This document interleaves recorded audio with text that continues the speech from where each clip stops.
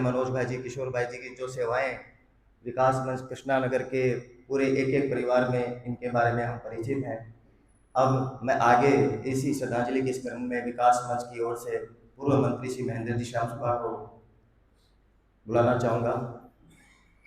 2 minute में अपनी भावनाएं प्रस्तुत करें। बैद और सेठिया परिवार, सादर जय जिनेन्द्र।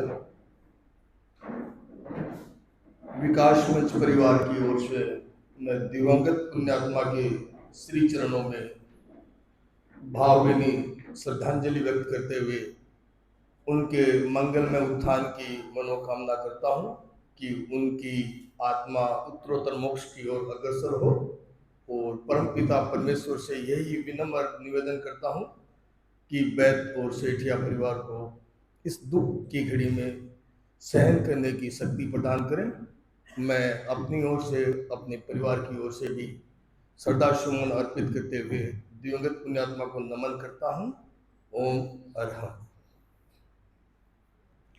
स्मृति सभा में उपस्थित बैद परिवार, सेठियार परिवार, उनके पारिवारिक जन, परिचित जन, सभी से जय जिनेन्द्र।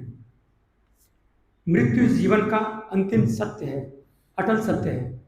इस उक्ति को हम सब ने न जाने कितनी बार सुना है, और इसका प्रत्यक्ष प्रमाण भी हम सब निरंतर देखते रहते हैं। इस बार इसे प्रमाणित किया है राजलदेशर, फारबिसगंज तथा दिल्ली में परिवासित बैद परिवार के महत्वपूर्ण वरिष्ठ सदस्य श्रीमान रणजीत सिंह जी ने, जिनका परसों हमेशा हमेशा के लिए हम सबसे बिछड़कर चले गए। रणजीत जी, जिन्होंने फारबिसगंज से लेकर दिल्ली तक अपने पारिवारिक जनों की आध्यात्मिक, सामाजिक तथा आर्थिक उत्थान में अपनी महत्वपूर्ण प्रभावशाली भूमिका अभिनीत की है। हालांकि जहाँ तक मुझे ज्ञात है, उन्होंने स्वयं से धार्मिक सेवाएं अति सीमित मात्रा में ही की है, लेकिन धर्म की निष्पत्ति जैसे शांत जीवन, सह अस्तित्व, नैतिकता, प्रामाणिकता, नशा मुक्त जीवन, निर्भीकता, मिलनसारिता आदि आदि गुणों को निरंतर विकसित किया है। मैंने तो अपने पिताश्री, जो अब इस दुनिया में नहीं है, उनसे कई बार सुना था कि रणजीत जी आदि आदि भाइयों के पिता दिवंगत शुभकरण जी अपने पुत्रों के सहयोग से केंद्र में निरंतर सेवा करते थे। स्वभाव से निडर, सहयोगी, श्रमशील शुभकरण जी, उन्होंने अपने पारिवारिक जनों में इन्हीं गुणों को संप्रेषित भी किया है। इसकी वानगी हम रणजीत जी के साथ साथ किशोर जी, मनोज जी आदि आदि सदस्यों में प्रत्यक्ष महसूस भी करते हैं। हम सब धर्म प्रेमी लोग प्रायः संवर निर्जरा के प्रति सचेत रहने की कोशिश करते हैं, और रणजीत जी ने तो निर्जरा के 12 भेदों में से मुख्य भेद स्वाध्याय को मानो अपने जीवन का लक्ष्य ही बना लिया। आचार्य श्री महाप्रज्ञ जी द्वारा लिखित, जैसा भी संयोजक महोदय बता भी रहे थे, साहित्य की एक एक किताब को उन्होंने न जाने कितनी बार अध्ययन किया है। आचार्य परिवार द्वारा साहित्य के माध्यम से प्रेरित प्रेरणाओं को ना खुद स्वयं समझा है, जिया है, बल्कि लोगों को भी समझाने हेतु अपना श्रम नियोजित किया है। जैन सिद्धांतों के अनुसार रणजीत जी का देहावसान को आयुष्य बंध का पटाक्षेप मानकर हम सब उनके गुणों को आत्मसात कर पाए तो यह श्रद्धांजलि अपने आप में सार्थक हो सकेगी। मैं अपने परिवार तथा संपूर्ण राजलदेशर वासियों की ओर से श्रीमान रणजीत सिंह जी को हार्दिक श्रद्धांजलि अर्पित करता हूँ एवं मंगल कामना करता हूँ कि दिवंगत आत्मा अपने मूल लक्ष्य मोक्ष की ओर अग्रसर हो। मंगल कामना। ओम अरहम। परम श्रद्धेय ज्योतिपुंज आचार्य श्री महाश्रमण जी के चरणों में सादर वंदन। अत्र विराजित डॉक्टर मुनि श्री अभिजीत कुमार जी एवं मुनि श्री जागृत कुमार जी को सादर वंदन। स्मृति सभा में पधारे हुए सभी स्वजन, परिजन और समाज बंधु, जैसा कि हम सभी जानते हैं, जन्म और मृत्यु दोनों शाश्वत सत्य हैं। जहाँ जन्म है वहाँ मृत्यु अवश्यम भावी है, जहाँ संयोग है वहाँ वियोग उसके साथ जुड़ा हुआ है। अभी परसों सुना कि श्रीमान रणजीत सिंह जी बेद का स्वर्गवास हो गया है, तो मन में कुछ पुरानी स्मृतियां उभर आईं। पूरे परिवार में धर्म के जो सहज संस्कार है, आज हम मनोज जी और किशोर जी दोनों को जिस सक्रिय कार्यकर्ता के रूप में देखते हैं, उसी प्रकार मैं कहना चाहूंगी कि भाई साहब रणजीत सिंह जी भले ही उपासना के क्रम से इतने नहीं भी जुड़े हों, पर धर्म के सहज संस्कार उनमें सहज रूप में थे। और जब हम राजगढ़ कॉलोनी में रहते थे, उस समय धन्य भाभी जी सर्वप्रथम हमारी सामायिक गोष्ठी से इतने उत्साह के साथ जुड़ी थी और बराबर सामायिक गोष्ठी में उनका आना जाना रहता था। तो उस समय से मैं इस परिवार के साथ जुड़ी हुई हूँ। वैसे भी हम राजल देसर से हैं, तो परिवार के साथ हमारे कुछ आत्मीय संबंध है। और जैसा कि श्री रणजीत सिंह जी के पुत्र गौरव जी भी तेयुग से हैं और मीनाक्षी भी एक सक्रिय कार्यकर्ता के रूप में जुड़ी हुई थी। इन वर्षों में भाई साहब के स्वास्थ्य की वजह से शायद इन सब का आना जाना थोड़ा कम हो गया, लेकिन जो धर्म के संस्कार होते हैं वो सहज होते हैं, वो उनका क्रम एक चलता रहता है। तो मैं पूरे परिवार के प्रति यही कहना चाहूंगी कि पिता पूरे परिवार के लिए एक आधार होता है, एक संबल होता है, और उनका चले जाना, इस दुनिया से चले जाना बड़ा ही दुखद परिवार के लिए हो सकता है। पर इस समय में मैं यही कहना चाहूंगी कि पूरा पूर्वी दिल्ली महिला मंडल परिवार आपके प्रति हार्दिक संवेदना अभिव्यक्त करता है और इन दुखद क्षणों में आपके साथ है। और मैं दिवंगत आत्मा के प्रति पूरे पूर्वी दिल्ली महिला मंडल की ओर से हार्दिक श्रद्धांजलि अभिव्यक्त करती हूँ और ये मंगल कामना करती हूँ कि दिवंगत आत्मा उत्तरोत्तर आध्यात्मिक उन्नति करते हुए एक दिन अपने चरम लक्ष्य को प्राप्त करे और पूरा परिवार देव गुरु धर्म के संबल से इस दुखद क्षणों से उबरने का सामर्थ्य प्राप्त करे। इन्हीं मंगल भावों के साथ ओम अरहम।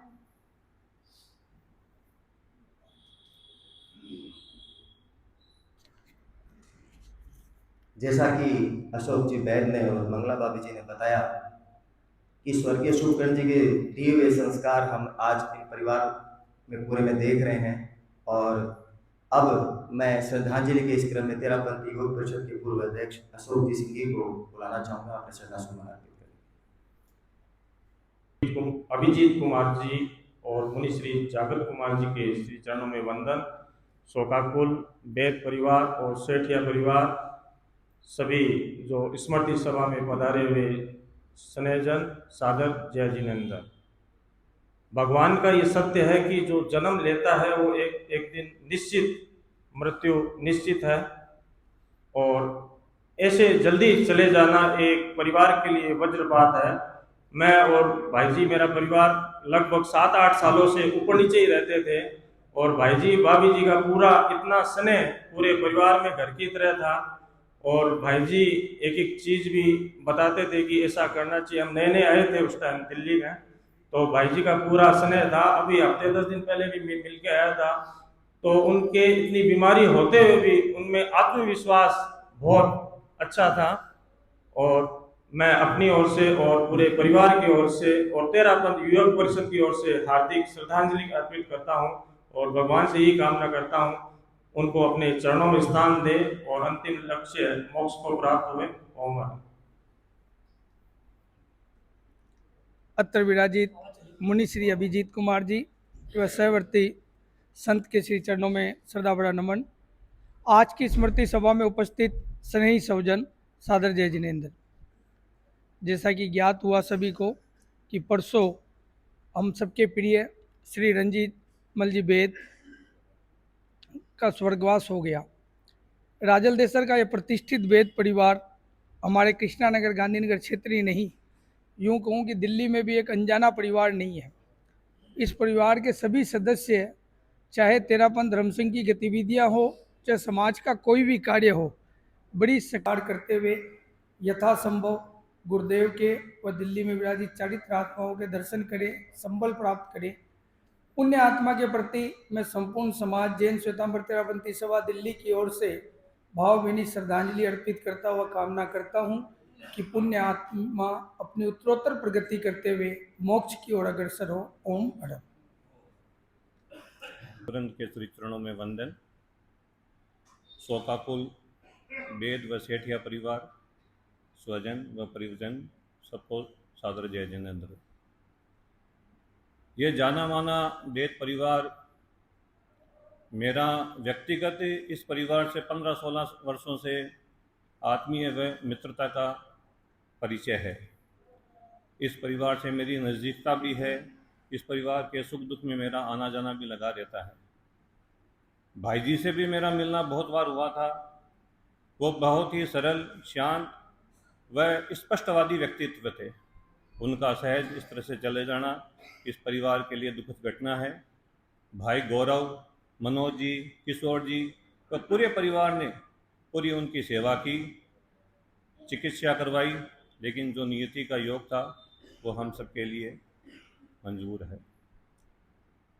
जीवन ओ दो दिन रो, पानी जूं बह जासी, लारे जस अप जसरी, बस बहता रह जासी।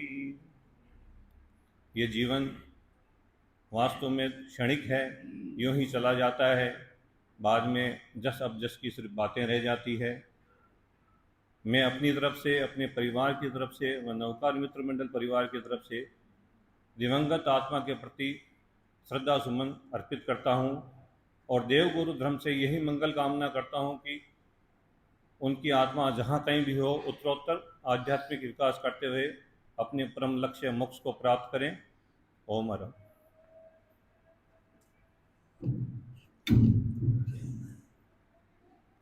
अब जिनकी वाणी को सुनने के लिए ये परिषद यहाँ एकत्रित हुई है, आज वैद परिवार मुनिश्री आपसे संबल लेने के लिए आया है। आपकी जो भी सहज वाणी और जो संबल इस परिवार को मिलेगा वही एक आत्मसात करने वाला व्यवहार होगा। मैं अब मुनिश्री को निवेदन करता हूँ कि वो पारिवारिक जनों को आध्यात्मिक संबल प्रदान करें। स्थिति ऐसी है, आप देखो कितने कितने ऐसे लोग होंगे जो आकस्मिक ही निधन को प्राप्त कर रहे हैं। तो निधन दो प्रकार के होते हैं। एक होता है कि व्यक्ति लंबी उम्र को पार करता है, 70, 75, 80, एक वो होता है।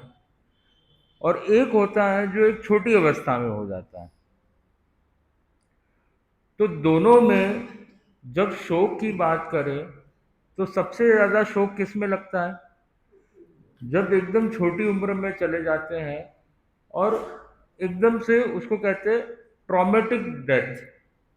मतलब कोई ट्रॉमा हो गया, कोई एक्सीडेंट हो गया, कोई ऐसी कोई आकस्मिक घटना घट गई, तो वो जो मृत्यु होती है वो मृत्यु बड़ी शोक वाली होती है।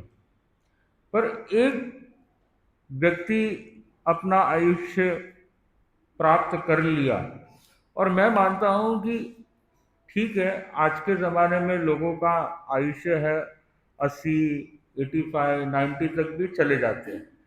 पर एक ज़माना था जब लोगों का आयुष्य 50-60 होता था, और इंडिपेंडेंस के टाइम पे तो मुझे लगता है कि उससे भी कम था, 40-45 एवरेज एज इतनी ही होती थी।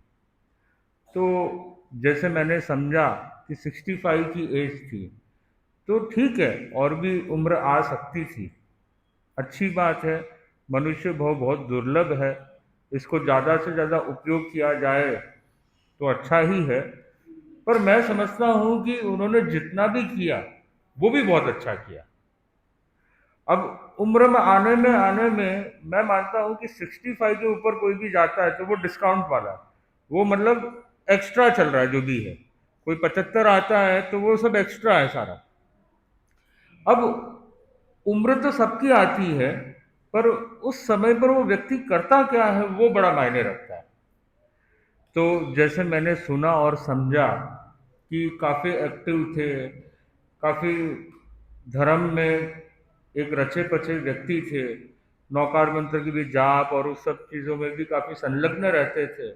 तो जब ऐसा कोई व्यक्ति जिसने आध्यात्मिक कमाई बहुत अच्छी की है, तो मैं मानता हूँ उसकी अच्छी गति ही आती है। और हमने देखा कृष्णा नगर परिषद में और विकास मंच में कि यहाँ के लोग इतने सजग है, इतने धार्मिक है और गतिविधियाँ करने के लिए इतने उत्सुक है। तो ये अपने आप में बहुत बड़ी बात है कि दिल्ली में रह करके भी दिल्ली जैसी फीलिंग नहीं आती है। ऐसे लगता है जैसे कोई गांव में है, कि गांव में ही एकदम इतनी शुद्धता रह पाती है। तो ऐसे में ये जो व्यक्ति है हमारे रंजीत जी बैद, क्योंकि इन्होंने अपना जीवन अपने आप में एक रण और जीत, रण को जीत लिया। तो मैं समझता हूँ कि ये जो भाव भ्रमण वाला जो रण है उसको वो जीतने की ओर अग्रसर बढ़े, उसी की ओर हमारी प्रमोद भावना होनी चाहिए, आध्यात्मिक मंगल कामना होनी चाहिए। और जो व्यक्ति आध्यात्मिक कमाई करता है तो स्वतः ही वो आगे बढ़ता है। जैसे आप भौतिक कमाई करते हो तो आपका विकास होता है, पर भौतिक कमाई आपके साथ नहीं चलने वाली है। वो कहाँ रहेगी? वो यहीं रहने वाली है। आप घर बार रिश्ते नाते जो भी पैसा इकट्ठा कर रहे हो वो सारा कहाँ जाने वाला है? वो इधर ही रहने वाला है। पर तो भी आपका अधिकतम समय इसमें लग जाता है। पर क्योंकि जैन दर्शन में अध्यात्म का भी बहुत बड़ा योगदान है, व्यक्ति आगे की भी तैयारी करता है। तो ये आगे की जो तैयारी है वो क्या है? धार्मिक तैयारी है। तो अगर वो व्यक्ति धर्म में रचा पचा था तो मैं समझता हूँ उसने धार्मिक कमाई भी बहुत कर ली, क्योंकि 65 की एज आई तो उन्होंने कहीं ना कहीं धर्म ध्यान तो काफ़ी कुछ किया ही होगा। और जब व्यक्ति धर्म ध्यान करता है तो वो अच्छी गति में जाता है, अच्छी प्रगति होती है उसकी। और जहाँ पे भी जाता है अगर श्रावक है तो वो देवलोक में ही जाता है। और जब देवलोक में जाता है तो यहाँ तो कैसा है, यहाँ तो कहीं ना कहीं बिजनेस भी करना पड़ता है, घर बार को भी संभालना पड़ता है। तो व्यक्ति का 75% जो समय है ना वो तो इन चीज़ों में ही चले जाता है। मुश्किल से कोई बहुत अच्छा व्यक्ति तो 25% अध्यात्म में लगा पाता है। पर जब देवलोक में जाता है तो और कोई काम नहीं है, सुलभ बोधि है, सम्यक्त्वी है, तो उसको तो कितनी धर्म आराधना करने का अवसर मिलता रहता है। त्याग नहीं कर पाता पर कम से कम शुभ योग में तो वो जरूर रह पाता है। क्योंकि वहां तो क्या मिलता है? साक्षात तीर्थंकर मिल जाते हैं, तीर्थंकर मिलते हैं, उनके समूह शरण में जाने का मौका मिलता है। और वहाँ पे व्यक्ति धर्म आराधना और कुछ अच्छी शब्दों को श्रवण भी करने का मौका मिलता है। तो मैं मानता हूँ कि हम उनके प्रति यही मंगल कामना करें कि वो जहाँ जाए वहाँ उनको ऐसे अच्छे अच्छे अवसर मिलते रहे और उनकी जो आत्मा है वो उत्तरोत्तर प्रगति करती रहे। तो मैं समझता हूँ उतना भी अगर हमारे मन में एक भाव है तो भी हमारा काम तो सार्थक हो गया, हमारा काम सिद्ध हो गया। और आत्मा तो है वो अजर अमर है। आत्मा तो एक गति से दूसरी गति जाती है, खाली भव भ्रमण करती है। तो मनुष्य भव, जैसे आप फ्लैट बदलते हो, आप जगह बदलते हो, वैसे आत्मा भी अपनी क्या कर रही है? शरीर बदल रही है। फ्लैट में कोई 20 साल रह जाता है, कोई 50 साल रह जाता है, कोई लंबा 100 साल भी रह जाता है। वैसे ये जो फ्लैट है इसमें भी यही बात है। ये फ्लैट में भी व्यक्ति 50 साल भी रह जाता है, 100 साल भी रह जाता है। तो ऐसे में जो भी फ्लैट उनको मिला वो अच्छा फ्लैट ही मिला होगा, क्योंकि प्रमोटेड ही होते आदमी, डिमोटेड नहीं होते। डिमोटेड कौन होते हैं? जिसने नुकसान किया है वो डिमोटेड होते हैं, या फायदा किया है वो नुकसान किया है। पर इन्होंने तो क्या किया? फायदा ही फायदा किया। तो फायदा किया है तो फिर वो कहाँ जाएंगे? अच्छी जगह ही जाएंगे। और व्यक्ति के शुभ भाव रहते हैं अंतिम समय में, उसका भी बड़ा फायदा होता है। क्योंकि शुभ भाव, जो भाव के साथ वो अंतिम समय को प्राप्त होता है, वही भाव उसकी अगली गति में प्राथमिक समय में मिलता है। अपने यहाँ तो कितनी कितनी ऐसी घटनाएं आती है कि कोई चंड कौशिक सर्प की बात आती है, जैसे कि कैसे पूर्व भव में वो एक गुरु थे और शिष्य के पीछे डंडा डंडा लेकर के भाग रहे थे, क्योंकि शिष्य पीछे पड़ गया था, बार बार उनकी गलती बता रहा था। तो उत्तेजना में गुरु होकर के, साधु होकर के उत्तेजना में आकर के डंडा लेकर के पीछे भागे, बीच में खंबा आया और खंबे से टकराए और उधर ही दिवंगत हो गए। अब आप देखो अंतिम समय में कैसे गए थे, गुस्से में गए थे, क्रोध में, उत्तेजना में गए थे, और क्रोध में व्यक्ति गया, उसीलिए अगले भाव में क्या बना, चंड कौशिक सर्प, जो हमेशा गुस्सा करता रहता था। आशी विष, मतलब ऐसा विष जो तुरंत सामने वाले को मार देता है, वैसा विष फेंकता रहता था। तो अंतिम समय में भावधारा जिसकी मलिन है, वो अगले भाव में भी कैसा है, वही भावधारा के साथ पैदा होता है। तो मैं समझता हूँ कि रंजीत जी बैग की अंतिम समय में भावधारा तो कम से कम अच्छी थी। परिवार वालों ने भी जो भी एक प्रयास करने की कोशिश की, ऐसा तो नहीं हुआ कि कभी कोई गुस्सा या कोई उत्तेजना में गए। तो हम ये भी चीज़ एक पॉइंट नोट करें कि कम से कम समाधि में आप लोगों ने कोशिश की कि वो समाधि में जाए, आपने उत्तम समाधि देने की उनको कोशिश की, तो ये भी बहुत बड़ी बात है। तो मैं समझता हूँ कि उनकी आत्मा को, जो दिवंगत आत्मा है, उनके प्रति हम आध्यात्मिक मंगल कामना प्रेषित करें और उनके गुणों को जीवन में, आचरण में लाने की कोशिश करें। वही सच्ची क्या होगी, श्रद्धांजलि होगी। तो जब वो उनकी आत्मा ऊपर से देखेगी ना, तो उनको भी कितना अच्छा लगेगा कि मेरे परिवार वाले मेरा स्मरण कर रहे हैं, मेरे अच्छे गुणों को याद करने की कोशिश कर रहे हैं और जीवन में कुछ लाने की कोशिश कर रहे हैं। तो आप जितना धर्म ज्ञान में जाने की कोशिश करोगे, उतना उनको क्या लगेगा, अच्छा लगेगा। और आज जितना विमुख होंगे धर्म ज्ञान से, उतना उनको क्या लगेगा, बुरा लगेगा। तो सही मायनों में अगर उनको अच्छा लगाना है, तो फिर आपको क्या करना पड़ेगा, धर्म ज्ञान की ओर सम्मुख होना पड़ेगा। तो मैं इसी बात के साथ अपनी वाणी को विराम करते हुए ओम आरंभ। के ही कर्तव्य शौर्य से जाग उठा सोया संसार, जिनके कर में थमी हुई है डगमगती जग की पतवार, उन पावन चरणों में मेरा भाव भरा वंदन सतवार, भाव भरा वंदन सतवार। आराध्य के श्री चरणों में कोटि से वंदन। यहाँ उपस्थित मुनिवृंद के चरणों में वंदन। आज यहाँ उपस्थित सभी संस्थाओं के पदाधिकारीगण, श्रावक श्राविकागण, आज हमारे इस परिवार के दुख की घड़ी में आप सब यहाँ पधारे, आप सबका बहुत बहुत आभार। मुनिश्री के प्रति बहुत बहुत कृतज्ञता, जिन्होंने अपना सानिध्य हमें प्रदान किया और हमें संबल प्रदान किया। ओम। सुविहिंसपुष्पदन्तं शीलसिद्ध्यं सवासुपूज्यं च विमलमणन्तं सत्यं धम्मं संकीर्तयामि।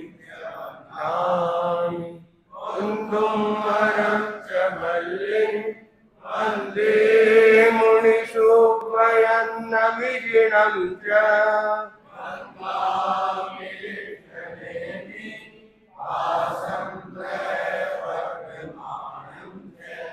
एवं मये अभितुवा। ओम अर्हम। तो आज रंजीत जी की आत्मा के प्रति मंगल भावना गुणानुमोदन का एक सुंदर क्रम स्मृति सभा की यहाँ समापन के साथ अब यहाँ से पद विहार करते हुए गांधीनगर के प्रतिष्ठानों में पगलिया का एक क्रम रह सकेगा। और मुनिश्री से आपको एक प्रेरणा भी मिली और परम पूज्य गुरुदेव का संबल प्राप्त कर आप और अधिक अपने आप को एक संबल प्राप्त कर सकेंगे। तो सभी के प्रति बहुत बहुत आध्यात्मिक मंगल कामना है।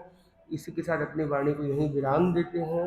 सुनेंगे मंगल पाठ। चत्तारि मंगलम अरहंता मंगलम सिद्धा मंगलम साहू मंगलम केवली प्रणतो धम्मो मंगलम चत्तारी लोकोत्तमा रंता लोकोत्तमा सिद्धा लोकोत्तमा साहू लोकोत्तमा केवली प्रणतो धम्मो लोकोत्तमो चत्तारी शरणं भवज्जामि रन्ति शरणं भवज्जामि सिद्धि शरणं भवज्जामि साहू शरणं भवज्जामि केवली पंडितम धम्मम शरणं भवज्जामि विघ्नहरण मंगलकरण स्वाम भिक्षुनो नाम